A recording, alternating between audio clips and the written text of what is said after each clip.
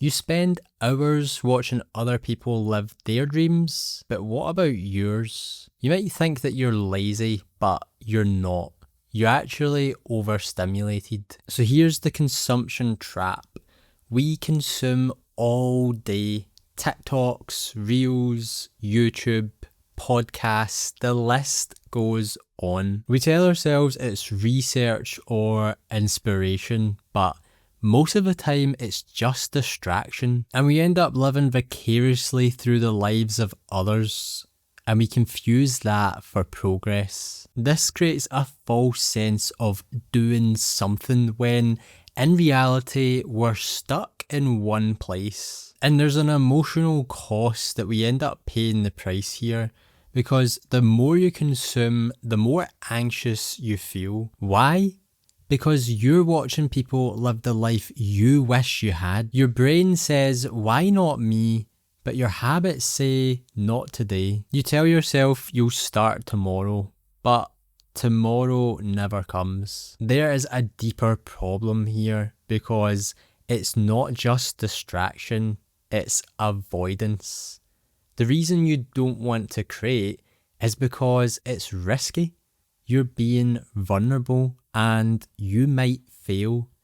But if you choose not to create, you're guaranteed to fail. You're stuck in someone else's story instead of writing your own. We need a wake-up call, because this is the problem of our time.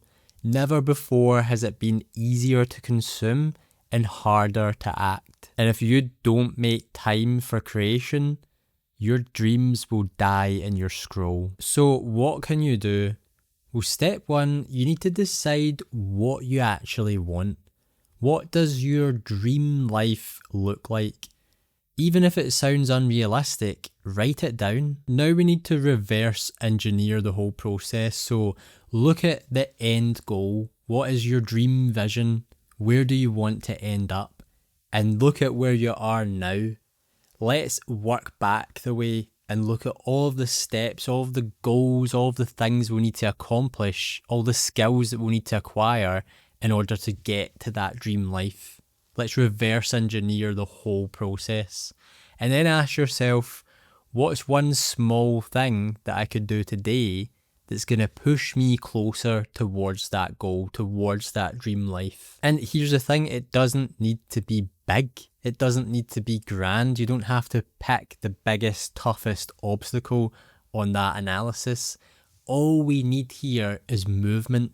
Because if you're starting from zero, all we need to do is get the ball rolling. We have to just start to slowly build up that momentum. So now that we understand where we actually want to go and we can reverse engineer the whole process to find out what step one is, we actually need an identity shift, because you're going to be plagued with this identity that you've been holding your entire life, and it's actually holding you back. So let me explain why that is. Most people wait until they feel like they're a creator in order to then become one, but that's not how it actually works. That mentality actually is going to slow you down. It's going to stop you from progressing. What you need to do is you need to actually admit that you are a creator. You are a creative person. You don't need permission to be one. You just inherently are. And this is another limiting belief that a lot of us hold, is that I'm not creative, or I need to do this or that, or have this piece of equipment, or have more time in order to be creative. That is just not true. It's an excuse that's holding you back, because you're probably plagued with fear, like many of us are. It's one of the things that held me back as well from actually fulfilling my true creative potential. So what we need to understand is that every single action you take is a vote towards your identity. So it all starts in the mind. We have to realize who we are and what we want to become, but then we have to actually bring it out into reality. And how we do that is through action. We have to take actionable steps in order to make that a reality. So when you create, you're actually casting a vote for the person that you want to become. And we often think that we need like big grand creative acts or big decisions, big pieces of action to actually push us towards that goal of being more creative. But a lot of the times, the real muscle work actually comes from smaller creative acts. We need to look for those tiny little moments where we can be creative, as minuscule as it seems or as unimportant as it seems. That is actually going to build momentum, and that's going to fuel this creative urge that you have and these positive creative actions that you're going to take. That's going to encourage you to be even more creative. We're building up that momentum here. And by doing so, all of these creative acts that you're going to do, no matter how small they are, it's going to fold into you becoming more and more confident. You're going to go from a position of feeling anxious and unsure about yourself and what you should actually do with your life and how you can feel more alive and feel more creative. And by doing these little steps, they're going to build up and build you up as well. They're going to strengthen your confidence, and then it's just going to become easy. Like, it's an old cliche that the hardest part is just getting started, but it's really true. Once you actually push that boulder, over the top of the hill, it's just going to take over and you're going to have that momentum build up, and it's going to become a lot easier to actually get stuff done. So with this identity shift in mind, let's say you write one sentence a day. You're not an aspiring writer, you are a writer. We really need to focus on this identity shift. It all does start in the mind. And yes, we do need to take action, but we have to look at the foundation of being creative. It all starts inside your mind on the mental plane. So instead of saying to yourself, I'm going to be creative, you need to tell yourself, I am creative. And then you have to take the necessary steps, take action, no matter how big or how small it is, and bring that into reality. And once we marry up the mental plane and the physical plane, then you're actually being creative and you're fulfilling your true potential, and you're going to feel less anxious, you're going to feel more alive, and you're going to feel invigorated to just keep going and start creating more and consume less. Let's face it, we're all seeking validation, but here's the thing, you don't need permission to begin. You don't need to earn the label. You just have to start, and you have to start by believing in yourself and then actually doing what you know you need to do next. So for me, I'm on a mission to be a content creator. It's something that I've wanted to do for a long time, over a decade in fact, and there's many reasons why I put off pursuing that dream that I actually have. So let's say, for example, in relation to being a content creator, you don't become a creator after 100 uploads. You become one the moment you decide to stop watching and start creating. And another big problem is there's this loop that we all get trapped in. I'm sure you've experienced this yourself.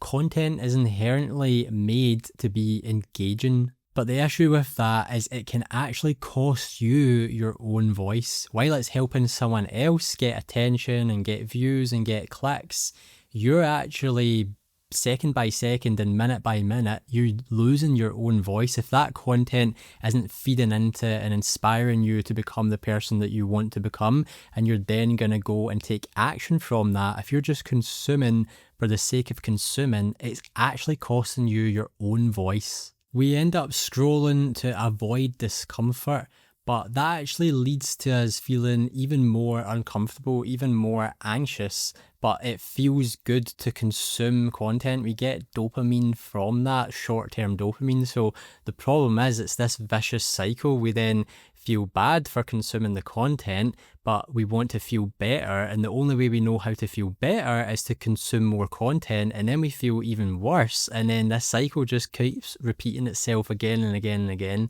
So this is a trap that we need to escape.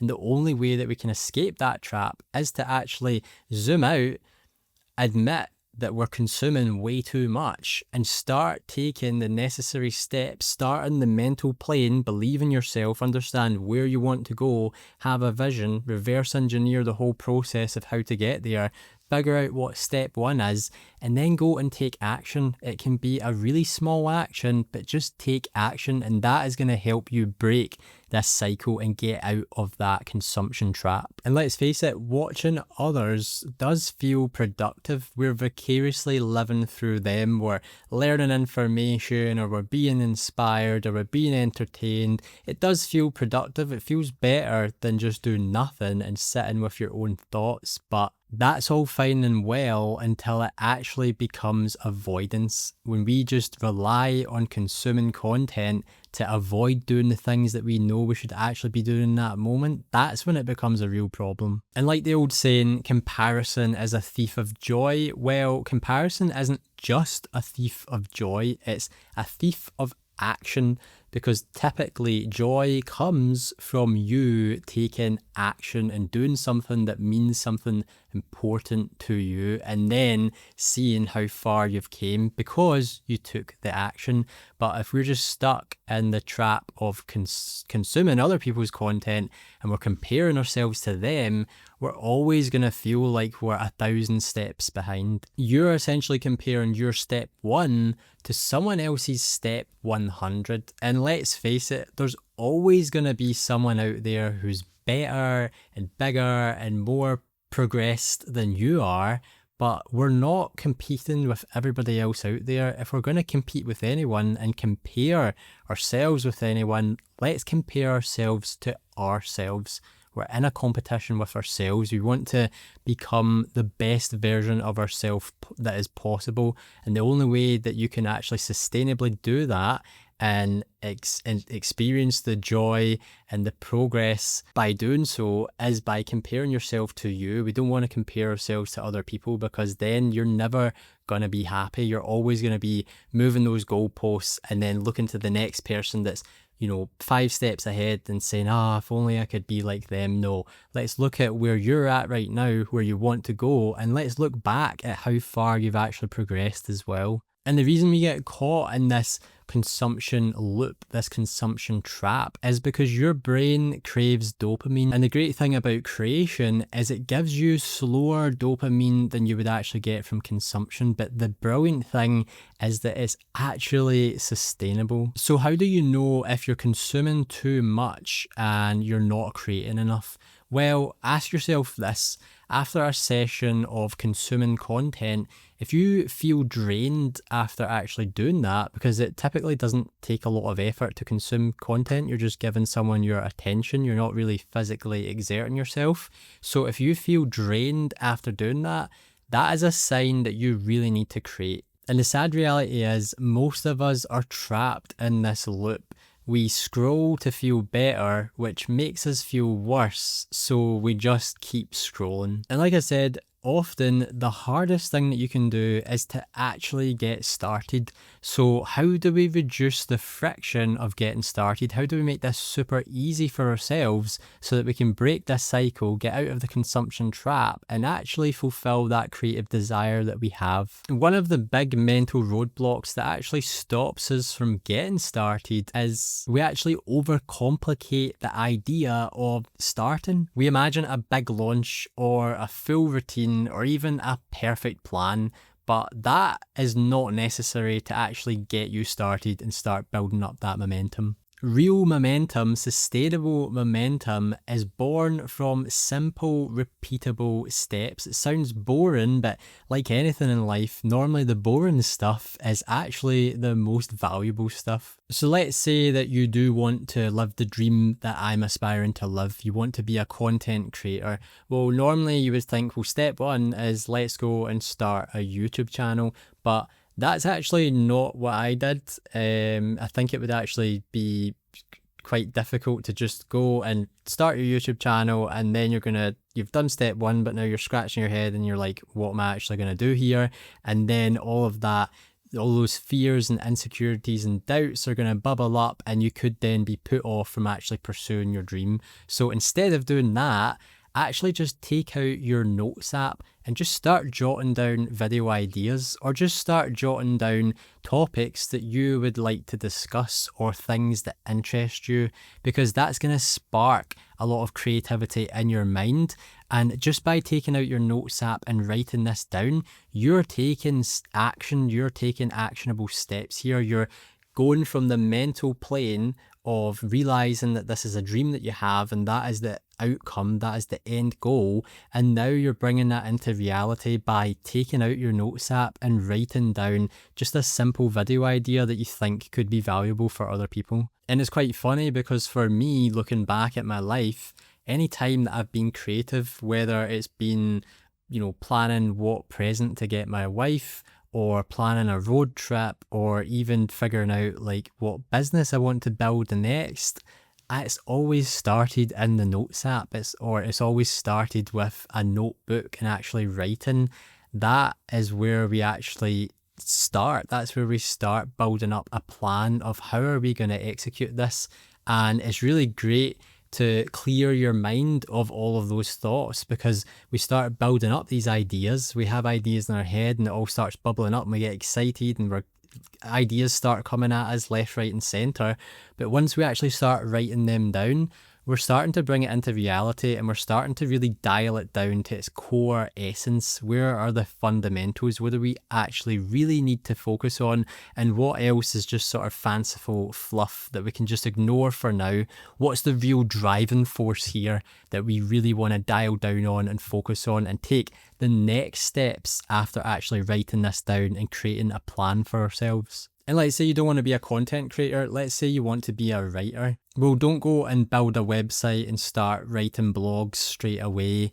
Let's actually just open up a Word document and just start writing for 10 minutes. Just take 10 minutes each day to just write whatever's on your mind. Even just start journaling. That's one of the best ways that I would advise to start writing, because one, it's going to increase your clarity of how you see the world and how you actually communicate your perspective in your own words.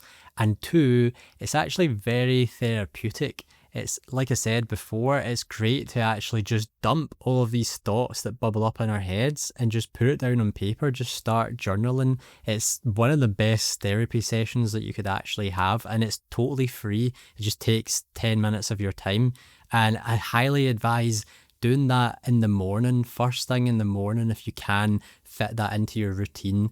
Even if you don't have like a set daily routine, just try and do it in the morning if you can, because it's going to set your day up to be a fantastic day, because you get to purge these thoughts out of your head, and then they're all going to be sitting in your subconscious as well. And throughout the day, when you're going for a walk or you're having a shower, you're going to have some creative idea pop up in your head. And as soon as you do have that idea, don't just leave it there in your head. Go and add it to your journal, or go and add it to your notes app. Start building up this bank of ideas, because again, it's going to feed into that positive momentum. We're going to fuel that cycle of creation, and you're just going to feel yourself becoming more and more creative and more inspired. What we really want to do is we want to lower the pressure of the first step to a point that's so low it actually feels laughable. We actually look at it and go, that seems way too easy. That is exactly what you want to do, because it's almost like a cheat code. It's going to help you get started when someone else is maybe taking another week to scratch their head and figure out, okay, how am I going to execute on this big plan? Because I need that big plan to be perfect to get started. And again, there's so many overlaps and parallels here with business. So normally startups, like a startup company, someone who's just got an idea, product or service that they want to sell, the whole rule of thumb there is you want to start fast and start messy, and you want to make as many mistakes as you can. You want to fail as quickly as possible, because by taking action and reducing that friction of getting started and forgetting about having a perfect plan, that's when you're going to figure out all the things that you're actually going to need to do in order to make this thing a reality. It's the exact same with whatever your creative pursuits are, because we make a plan on paper and it seems right, it seems correct, but when we actually try and marry that up with reality, with the real world, and then there's all of these other circumstances all of these other things that are going on that we don't have control over, then we actually figure out, oh, wait a minute, this plan isn't perfect. It's great on paper, but it doesn't actually blend well with reality. So you really want to start fast and messy. And if your first step feels too big and it feels too overwhelming, then shrink it. And then shrink it again and again and again and again. Dial it down to that single essence. What is the one thing that you can do today that's going to make everything else easier or unnecessary? So as much as we want to dream and have grand visions, we also want to come back and remind ourselves that we need to actually forget about step 10 for now. Let's just focus on step 1. And if that feels too big, make it smaller. Because here's the thing, we're not building a master plan here. We're looking to build momentum. And here's the truth. You don't need to be perfect. You just need to show up for your life. You can create badly, you can create messily. So long as you just create something, it is better than nothing. You've watched enough. It is time to act.